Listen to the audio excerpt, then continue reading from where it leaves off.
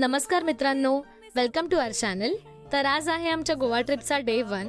पहाटेपासूनच भरपूर पाऊस पडत होता आणि काही थांबायचं नावच नव्हता घेत. म्हणून आम्ही पटापट आवरून गोव्याच्या दिशेने आमचा प्रवास सुरू केला. पुढे जाऊन आम्ही वऱ्हाडलाच म्हणजे आमच्या गावी एक छोटा हॉल्ट घेतला. तिथे तुम्ही पाहू शकता नदीला किती पूर आलाय. पुढे आम्ही चिपळूणला आमच्या मैत्रिणीला पिक करण्यासाठी तिच्या कोकणातल्या घरी गेलो. तिचं कोकणातलं घर म्हणजे अत्यंत सुंदर असं पारंपरिक आणि जुन्या आठवणीत नेणारं कौलारू घर होतं.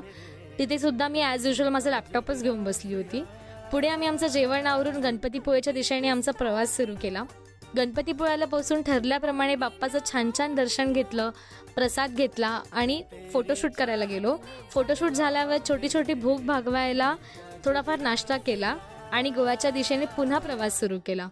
पुढे जास्त पावसामुळे आम्हाला जास्त काही शूट नाही करता आलं, पण नक्की भेटूया पुढच्या व्लॉगमध्ये. Thanks for watching. बाय.